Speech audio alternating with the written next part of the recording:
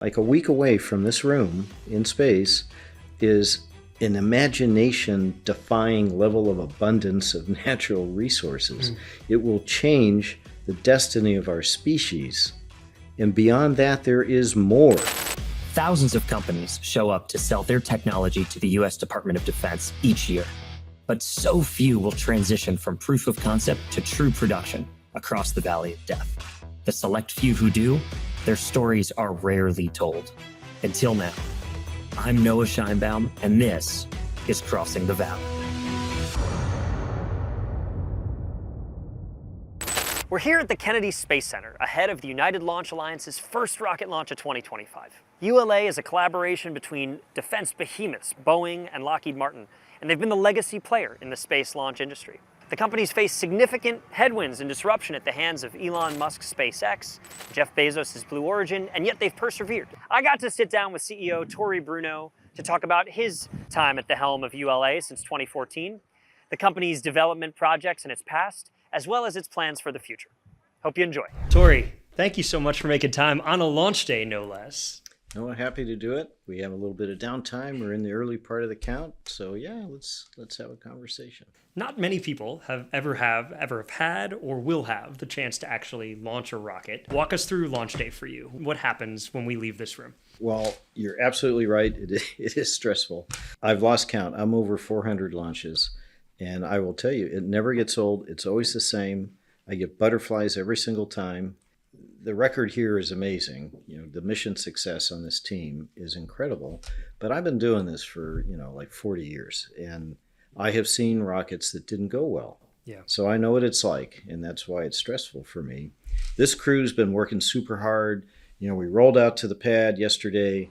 There was a whole effort for that, and then we planned for them to go home and rest, and then they come back. They've been on console already for hours. Mm-hmm. So we'll get the vehicle ready, and we're testing it, we're fueling it, we're monitoring everything that goes on. Any little thing that looks different gets boarded in this time when we have time to think. Mm-hmm. So yeah, the key thing about launching a rocket, you want to do all your thinking ahead of time. And so you're not trying to deal with a big volume of stuff in the final part of the count. You want it to be as routine as you can. And today, this is a pretty clean vehicle, and the thing we're focused on is weather. Yeah. We're looking at a really windy day, and we don't like winds on the ground because when the rocket is coming off the pad, especially in this configuration, so an Atlas with a really big 5-meter payload fairing, and we've got 5 solids on it, it's a really big sail. And if the wind is blowing it back towards the mast, that's not good. And so we have limits for that. And right now we're just kind of hovering right around that limit, and we're hoping the wind dies off. The other thing we'll be watching, like on a day like today, is, we're in Florida. We occasionally get thunderstorms here. It's been known to happen. Like every day. And we don't like to fly through a cumulus cloud because we don't mind rain, and we don't mind winds aloft. But we don't want to be blown into the pad, and we don't want to experience lightning. It's a lot of different things, a lot of different moving pieces. What's the role of the CEO on launch day? Yeah. It's making sure everybody else has what they need. Mm-hmm. So over the years, I have been the responsible engineer on a piece of hardware. I have been on console. I've done all those things. But my role now is not to do that. I'll be here on console because I can't help it. But what I'm really doing is making sure the guys have what they need. So I came out this morning. I went out to the pad. I always have to go out and visit my rocket. I might touch it. Do you have? Are there some? There's rituals. Some yes. Rituals. Yeah. Yeah. I'm sure in some of them, but not all. Okay. Now you don't even want to know all of them. And so I'll go out there and I'll make sure the guys that the morale is good and that nobody's overly stressed out. And that everybody has what they need if they're working something. And there's always something you're looking at when you're this far out because you have the luxury of doing that. And then we'll come back here to the ASOC and, we'll get settled where the data is coming in so we can watch what is interesting. And as I said a minute ago, today it's the wind. Yeah. Well, we are praying for a launch. I've never seen a rocket launch before. So I'm hoping, fingers are crossed, that we get to see it today. I'm gonna ask you one question before we move off this, which is, do you remember your first? Do you remember the first rocket launch? Oh yeah, I sure do. What was your role? How'd it go? Yeah, I was a responsible engineer for a control system on a Trident 1 missile, which was actually launched out of here, just off the coast. In fact, it's a launch that's kind of goes on here several times a year, and there's one, I probably can't say exactly what it is or when, so I won't, but let's just say there's one down here. Sure. And this is why you were at Lockheed? Yes, this is while I was at Lockheed. And that one was pretty clean, so that was a good day. And then it wasn't that many more launches later that we didn't have a good day. And this is ironic. Now you're asking me this question, I hadn't even thought about it. We lost the nozzle off our rocket, and it wasn't benign like when we shed the exit cone liner off our Cert 2 Vulcan rocket. There's only one nozzle on this rocket, and it was what was used to steer the vehicle, and we lost it.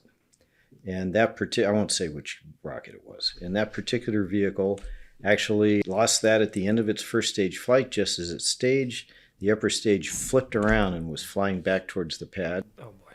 We don't like that. And fortunately, the control system, which I was responsible for, was robust enough to get it pointed back around the right direction. It did actually go on and complete its mission. Really? Yeah, so That's got to feel good. it did feel good after it stopped you, being completely terrifying. Roller coaster, right? Yeah. Well, you never want to fly your rocket back at the pad. I mean, it's bad luck. Was there like duck and cover? Did we get that far along, or you guys? Yes, no sirens went off. Oh my gosh! And it would not have come back onto the pad. It had a very proficient, destruct system, but the sirens went off and people had to get to certain places. And then the destruct system did not go off because it flipped around fast enough and got back on track. Well, what they say, it didn't kill you, so it just made you stronger. So there you go.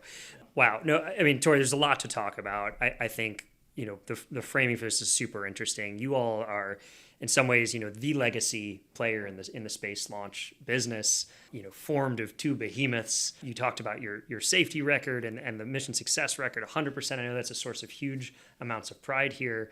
You have a parent in Boeing who has had a checkered record over the last few years. You all have managed to kind of uphold that record of performance. If I were a naysayer, you might say, well, maybe you guys aren't taking enough risk on that if you're at 100%. How do you think about that safety record? Yeah, well, that record was established with mature systems. And so every time you launch a rocket, it is risky. I mean, that's just the reality of it. Rocketry's like that. It is different than satellites. It is different than airplanes, different than other aerospace products. You don't really have space for very much redundancy on a rocket. Mm-hmm. It's one rocket, one booster, one rocket engine. You can't have extras that you're not using. It's expensive. It's so powerful and it's so complex. Everything has to work. Nothing can go wrong. So we'll just start there. There's a baseline level of risk anytime you light it. And Delta and Atlas were very mature systems, and the Atlas V and the Delta IV they're numbered because they're successive generations. And so that is part of achieving that record. And the part that I think people are focused on when they ask that question is, well, what about the new technologies that constitute that kind of risk? That really wasn't part of what was done here until just now when we introduced the new rocket, the Vulcan rocket. Now, I have a lot of experience with that. I've done a good 36 different systems. I've had 36 different first flights. Yeah. And I have had successful rockets. I have blown rockets up. And so I understand that very, very well. We take the level of risk here that is necessary through this heritage program to get the mission done without endangering a precious, one-of-a-kind, upon which lives depend, spacecraft for our customers. And we do everything we can to guarantee their success. That was why ULA was set up. Before I came here, right, 2006, what was going on? The country was looking at a crisis in space. The generation of spacecraft that are on orbit now that we put there for national security were all late. And by years, by the way, primarily because the technology on those platforms was all brand new and it's eye-watering, still is today.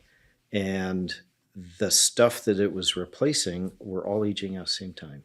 Not on purpose, it just worked out that way. And so the country expected to have big gaps. Like there would be places on the earth without GPS. There would be military forces deployed that had no secure comms at all. And they were preparing and planning for that. And at that time, space launch was 1 failure in 10 on average globally. In the US, in Russia, in China, I mean everywhere. Yeah.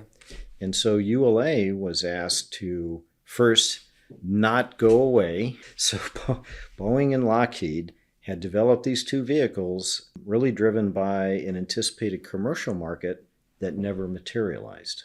And when I was at Lockheed running other programs and running other rockets, I'm looking at my friends over, on the Atlas program, taping $20-30 million checks to the side of rockets every time they delivered them to somebody, because when that fell apart, you couldn't make money. And these two companies just finally said, look, United States government, we can't make any money at this, and we're just going to have to get out. And the government said, well, if you get out, then the country has no access to space. We need you to find another solution. And so the solution was to consolidate the two rockets into a third company, ULA, and by doing that, get the costs down and be able to earn a living and support the United States government. They had very little commercial business at that time. And please be flexible so that whatever satellite shows up, whenever it shows up, you can fly it. Because normally you plan a satellite launch like 2 years in advance. Yeah. Right? And they did that, but then with these satellites being late, some early, different priorities, they just came in whatever random order. So this team was expected to be super flexible, and then please blow up fewer than 1 in 10, because these are really precious assets, especially coming out the way they are. So they gave you a target. They said, this is the threshold. And I'll be straight with you, cost was not part of that. There was, dear God, we're going to have giant capabilities on orbit that are gapped. You've got to fly reliably and be able to fly whatever we throw at you. And so that's what they did. And in fact, they did better than blowing up 1 in 10. They didn't blow up any. Yeah. And really good at swapping out payloads at the last minute. And they were a monopoly because those were the only two companies that had space launch vehicles, and that became one. And there wasn't anybody else mature enough to do it. And that served the nation well for almost 10 years before I got here. Well, first, let me just say, you answered a far better question than whatever I asked, so thank you for that. I appreciate it. And let's contextualize in where we are today, which is, the Atlas program, kind of in its swan song here. I think it's 15 launches remaining for Atlas. Yep, 15 to go. And you talked about the initial purpose, the national security focus, which has been the core of the company's mission since day one. Yep. Today, you're doing a commercial launch, and it's yes, we are. And you're with Amazon. Ask me why. Why am I doing a commercial launch? Well, what I want to ask is how the company has evolved to the place where that's become an area of interest, if not focus, for you all. Yeah, so I got here, I guess, 2014, so about 11 years ago, come August. And I was asked to come here because the owners realized that this was going to become a competitive environment. And the company wasn't positioned for that. And so, I'll be honest with you, I didn't want to come at first. I was already running a different business at Lockheed, and I thought the work I was doing was really important. I believed at the time that the country's, I'll say, policy with respect to China was hilariously wrong. Ahead of your time. Yeah, well, yes. So unfortunately, I would say I've proven to be right. I know, isn't it? It's better to not be right sometimes. Sometimes it is. And so I was busily off saying, well, I'm just going to get ready for this when it comes around. And the technologies I was working on were hypersonics, directed energy, and missile defense. Okay, we got to come back to that because we still haven't solved any of those three. My goodness, we should have left you where you were, I think. Exactly. Oh and so I'm like, I'm going to do this. I'm happy to do this. And then I was approached and said, we got this company ULA, and there's a new company on the table called SpaceX, and they're just starting to fly, and we think this is going to be a competitive environment. And ULA is not really set up for that. And, we got to give it a college try because it's a good business for the shareholders of those two companies, and because the government wants us to because they're not ready yet. So can you go there and help? And my initial reaction was, no, I'm already doing important work. And I mean, I shouldn't say this, and my owner's going to see this, but I wasn't that interested in protecting the business for the shareholders. Now, don't get me wrong.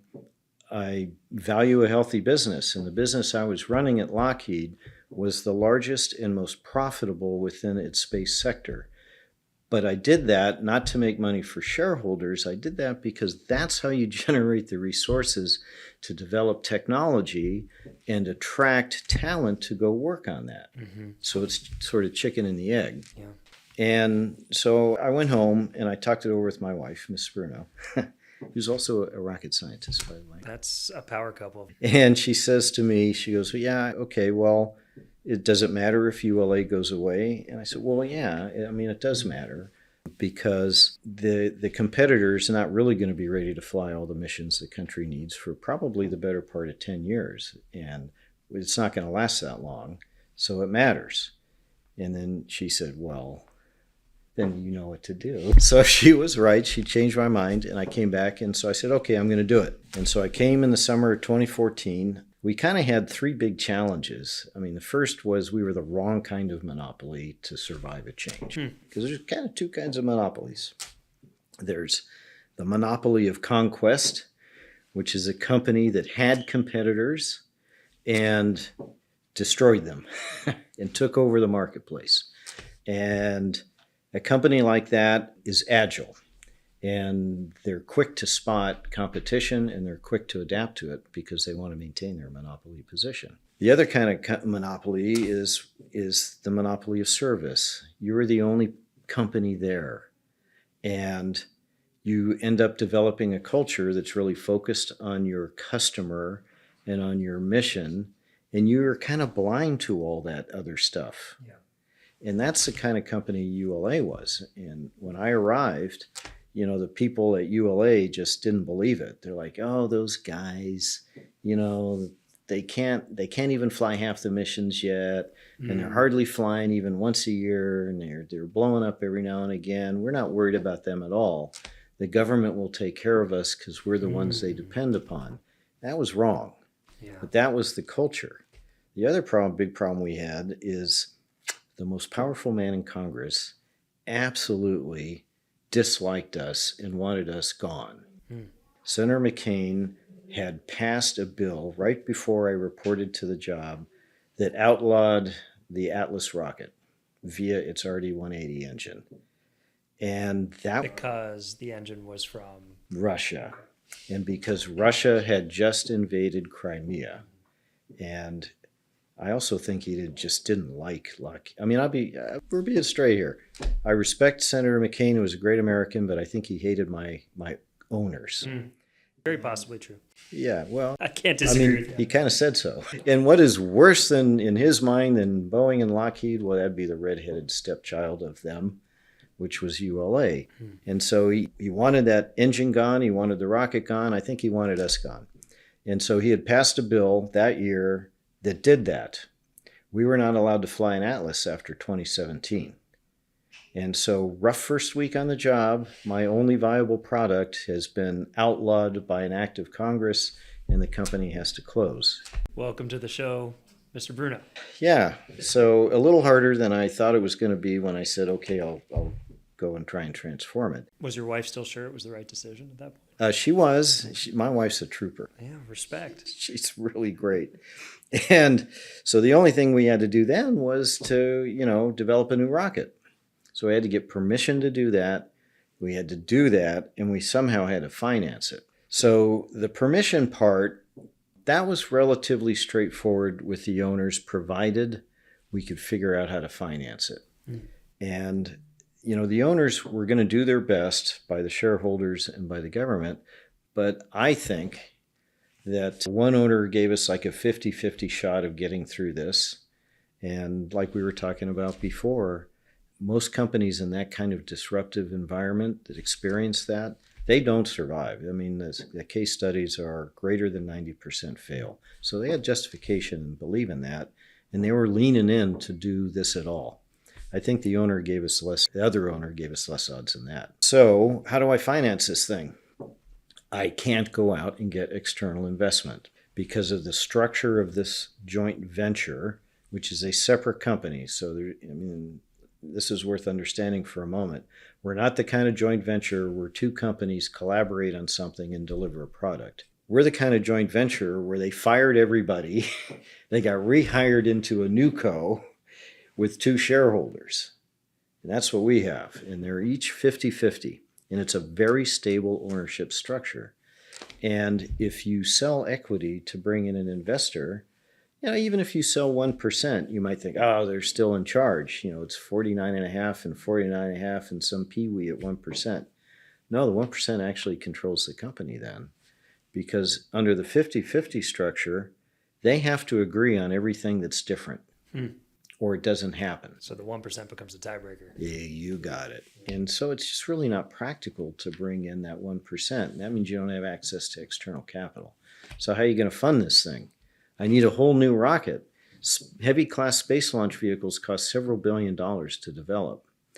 So we had to get creative. And the way we funded it was, first off, we had a modest level of IRAD that we were allowed to do that would not begin to touch this.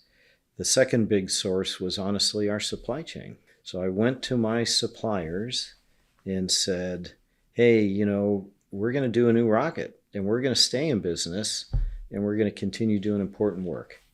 And you probably want to be part of that, right? And they're like, yeah, no, we want to be part of that. And I go, well, all I need you to do is your part of the rocket that you're responsible for, you got to pay for all the development of that. And we sweetened the deal a little bit by saying, well, where I have multiple suppliers, we're going to consolidate into a smaller set. And so we ended up with what we call the Big Five. They got more work, in some cases twice as much work, but again, they had to pay for all of their own development. And that allowed us to close a business case that allowed our owners to say yes. Now, the big disadvantage of that financially, you have a business background. A little bit, yeah. So when you get an equity investor, they're usually investing because they think this business is going to grow and they're going to get a return on their investment in the future. And if you have a really generous set of investors, they might even let you sell the product initially for less than it costs to acquire market share, because as you grow, you can grow back in front of that and make money. When you do it the way I described, you can't do that at all. You get a company to invest to help you develop the rocket, and then you're going to buy an order from them. In that first buy, they're going to take that investment and they're going to lay it on top of the cost because they got to get it back. Mm-hmm. They're not in equity. They don't have any equity. They're just reimbursable. Exactly. So right there, you have a price disadvantage. And so you've got to try and design a rocket that is that much cheaper to be able to absorb that and have some other way of competing. In our case, you have to look at when you design a rocket, you're designing it for a specific purpose. And it is the most efficient, most cost-effective for that one thing. It can do other things, but that's the thing it's best at. And in our world, there's sort of two markets in heavy lift. There's a commercial market, which today is completely dominated by LEO. And back then, when I had to make this decision on what kind of rocket we were going to develop, I could see the LEO market coming. A lot of other people thought it was silly and it wasn't going to happen because the satellites in LEO spend all their time over the water and there's no customers there. But I thought the big technology that was going to make that possible were very tiny spacecraft so that you could launch them in mass quantities on big vehicles. And that brought the price point somewhere that was practical. So there's that market. And then there's the other market that we had traditionally served, which are exotic orbits for the United States government. And when you choose between those, you're like betting the farm. High stakes. High stakes, because it takes years and it takes billions of dollars. And when you get all done, you got what you got. And you can't do it again. But in that particular situation, because I couldn't have equity investors and I couldn't have the price advantage that comes with that, I had to have a value advantage. And we were really good at that mission, and I could see everybody else heading for the other one. And so the choice was, let's differentiate from the crowd, because we're not going to beat these guys on price. Let's go beat them on value. And so that's that is the mission we designed Vulcan for. And we went through that development cycle. We did all the other normal stuff they would have taught you at Harvard. I flattened the organization. I mean, the first thing I did was lay off almost half of the executives so we could be more agile and I could have decisions made closer to the action. We did the consolidation of the supply chain like I talked about. We simplified the product structure. I had 3 rockets in multiple configurations, over 50. It was like selling over 50 different rockets. That's Vulcan in like 4 flavors today. Yeah. And we went all fixed price. We shed all this cost plus nonsense and went to commercial pricing. And then the last thing we did, and I mean in time order, I had to lay off a third of the workforce to get affordable, to generate the resources flying Atlases and Delta on contracts I already had, to invest the IRAD to develop Vulcan, to then grow back again later. So we did all that kind of stuff. Yeah. And with the big bet on Vulcan, that's sort of where we ended up. And you've had a pretty big 2 weeks here. Vulcan certification for National Security Space Launch, big contract award last week. Congratulations. Oh, thank you. And so it's exciting. It seems like maybe the strategy is.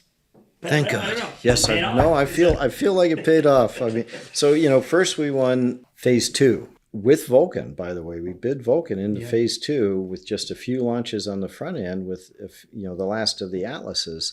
That was a multi-billion-dollar contract. Same kind of thing, 60-40 split. Yeah. We won 60. I was astounded. So was SpaceX. And so that felt good. But as you point out, I didn't actually have the rocket done yet or certified. So it's okay. That's what they tell you in Y Combinator too. Is you gotta sell ahead of actually having the product. Exactly. And of course, if Elon would agree with that, I think. Yeah.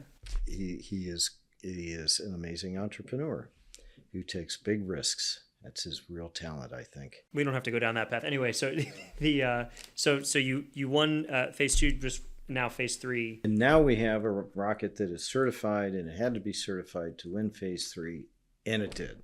So now I feel like, okay, finally the bet has paid off. Yeah, that's got to be immensely rewarding. You said it's bet the farm.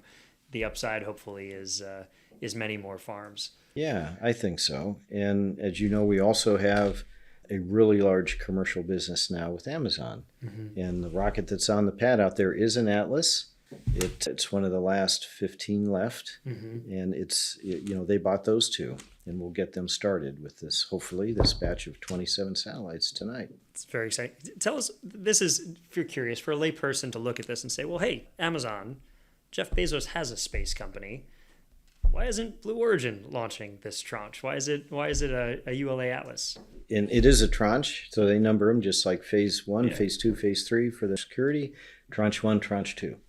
So we're in tranche 1, and urgency is the answer. We already had Atlases. I had 9 left, I think, when we entered into the deal with Amazon, and they bought them out. And Vulcan was first in line. Another opportunity we had that we drove to pretty hard over the years it takes to develop this was to show up kind of first in the marketplace with the new rocket, because everybody's got new rockets. Yeah. New Glenn, there's a Starship, there's an Ariane 6, and there's a Vulcan, and we were kind of racing to be there, and that paid off too, and that's why. So that's a very large order. That's 47 launches they purchased from us in total, counting the Atlases.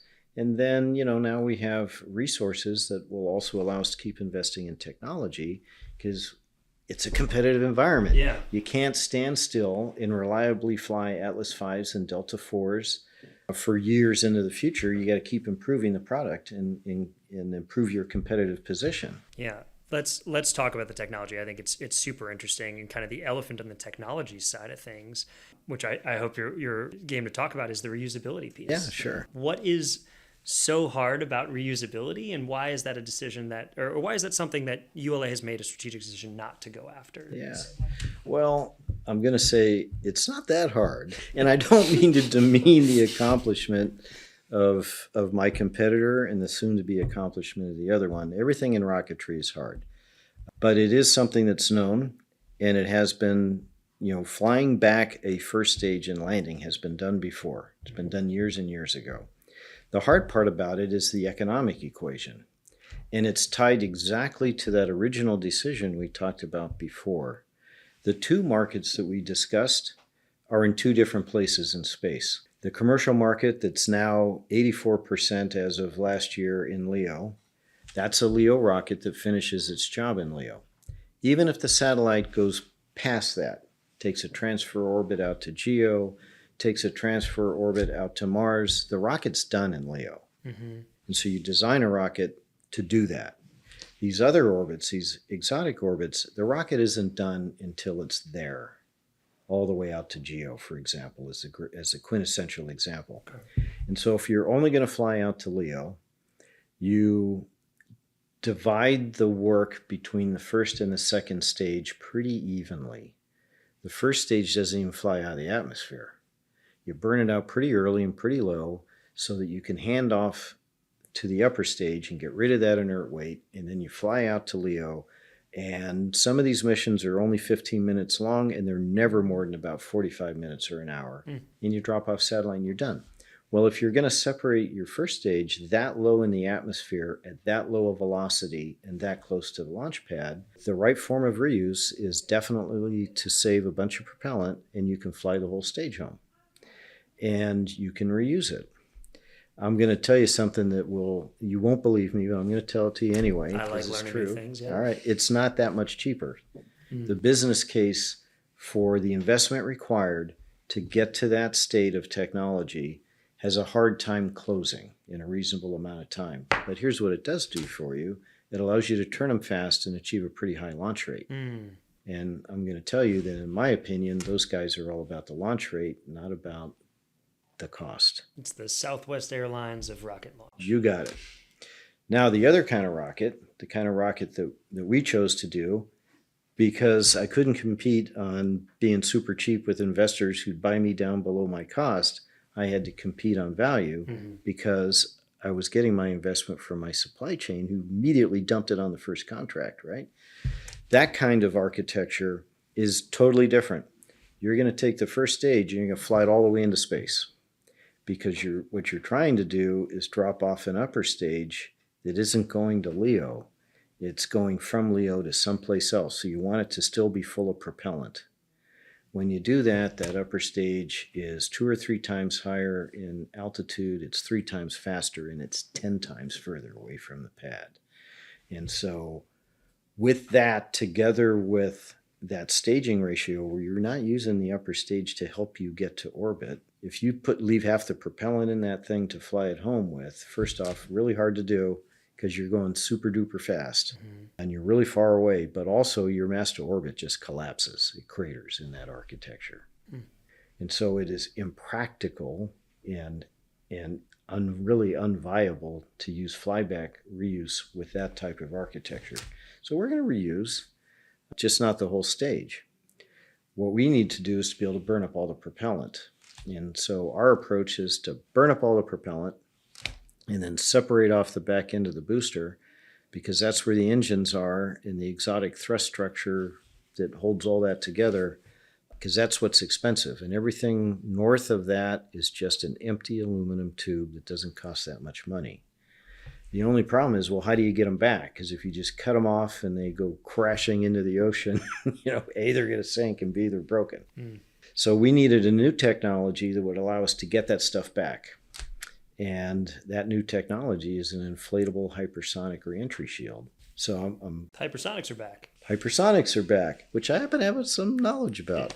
And I'm going to apologize in advance. I'm going to go technical on you. Let's do it. All right. Stay with us. Okay.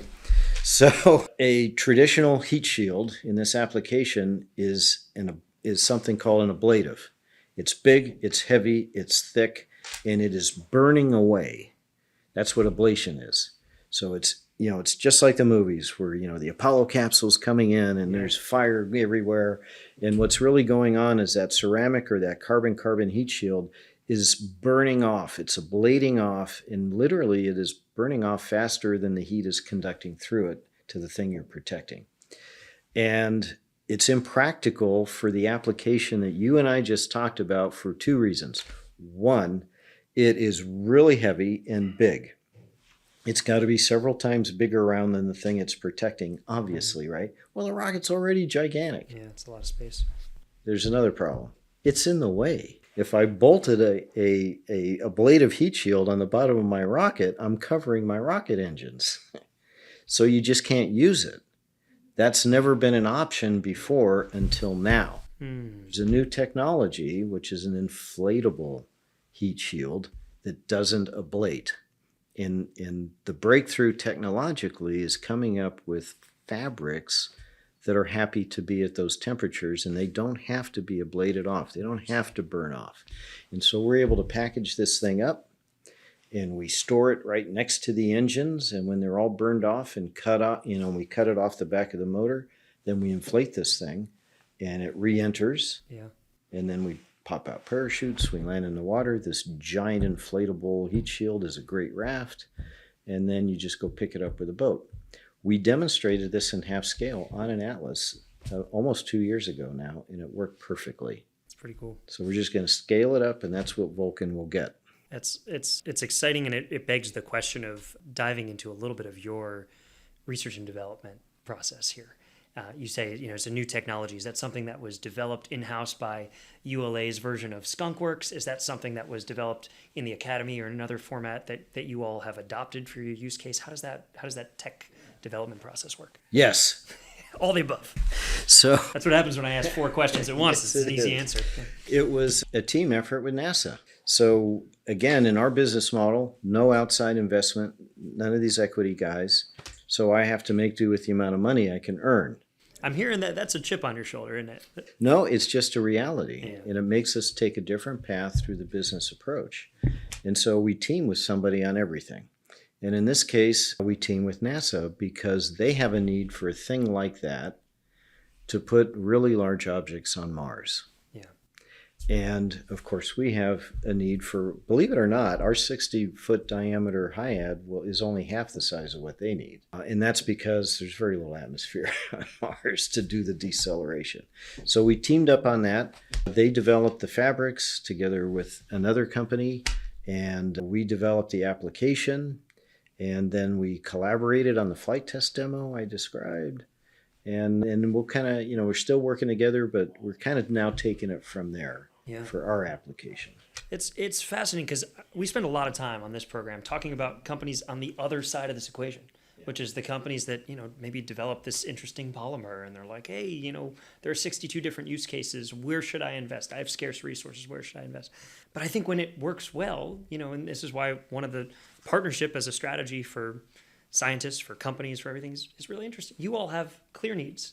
Working with, not necessarily opposed to, the folks who have these customer relationships, have these contracts, have the experience in the field, is a really valuable path to market. I think so. And one of the things we work really hard at is to stay connected to the community of all of these small startup companies, because we're always looking for that technology that we're going to be able to partner with somebody and use. We talked about reuse, but we have big ideas for in-space transportation and what we could do with this amazing upper stage. It is the longest endurance, highest energy upper stage in the world, bar none. There's nothing else close to it.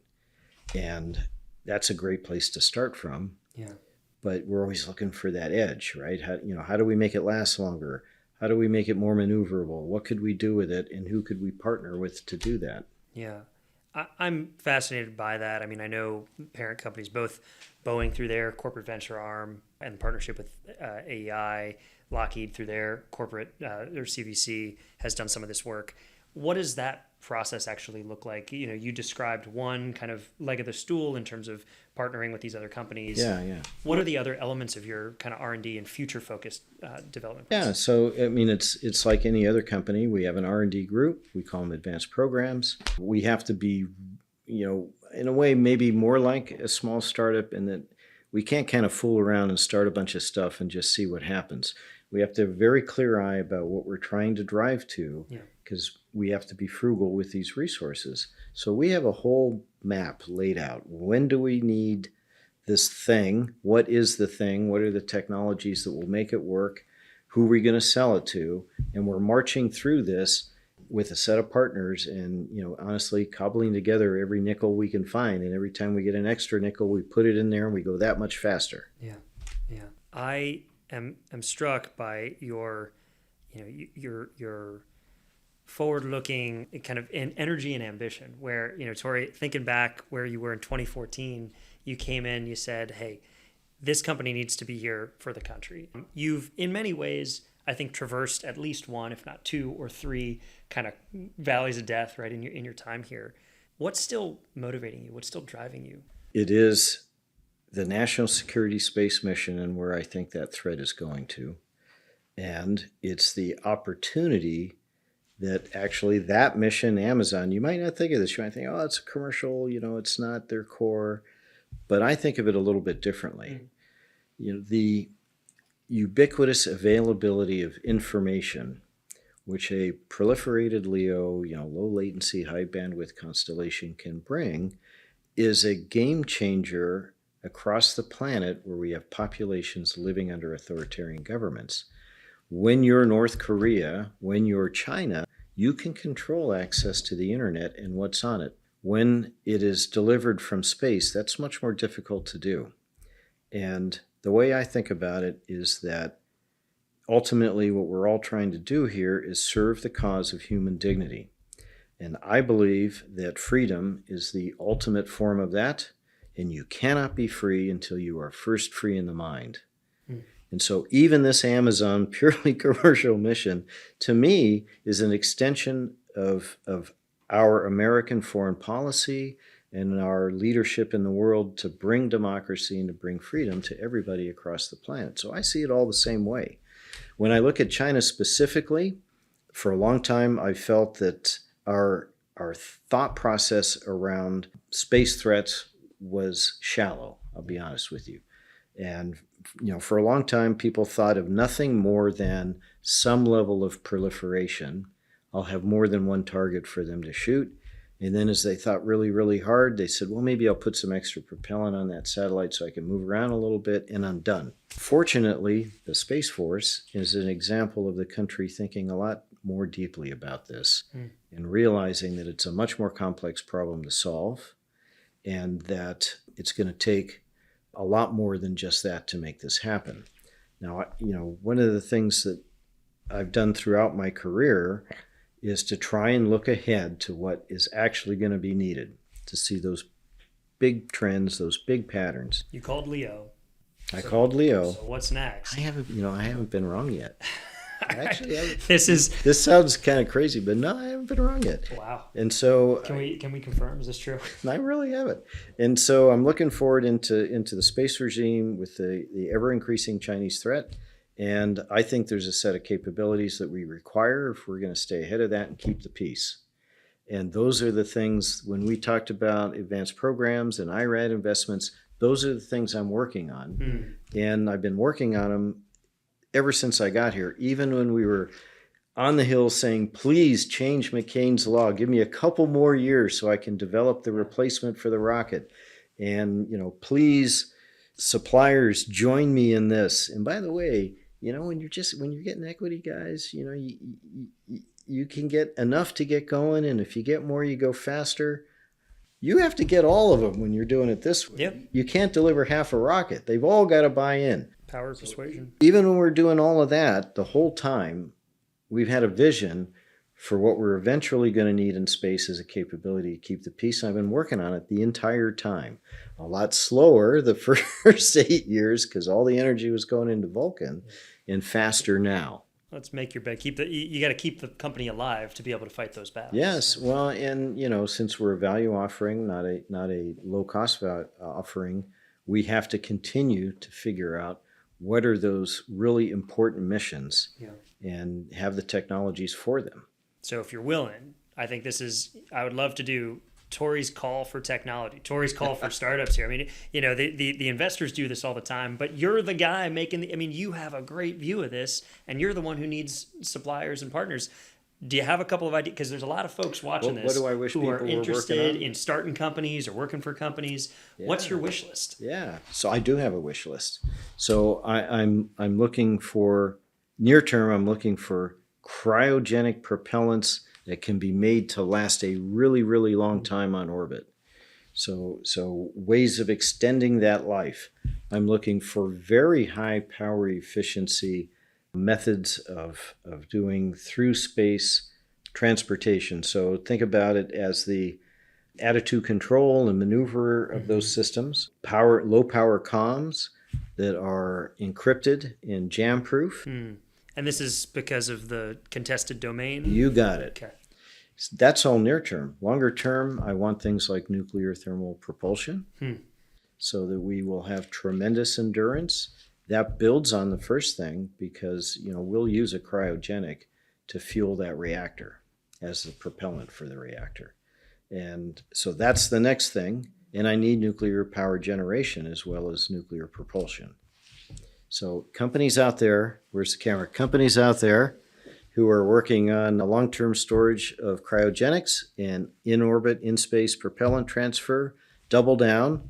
And you guys with ideas for small nuclear power generation and very efficient and safe nuclear propulsion, give me a call. I love that. Nuclear seems to be having a moment right now. There's a bit of a nuclear renaissance brewing, and a number of companies, whether it's nuclear or power centers in space or data centers in space or nuclear data centers in space altogether. Just there's a couple of these companies that I think we see cropping up. So when you're ready, we'll get them in touch here. Awesome. All right, let's do rapid fire round if you're cool. Sure, yeah. Cool. A couple questions and just short answers for us. So first is what is an underrated CEO skill in the national security or space domain? Oh yeah, people management. In the national security space realm, technology is center stage, and it's all hard and it's all cutting edge, and so you end up focusing on the things. And in launch, especially, you have these massive capital infrastructures and investments that go with them. So again, stuff. The secret is none of that's worth a damn thing if you don't have the skilled, dedicated people who know how to use them. So it's really only about people.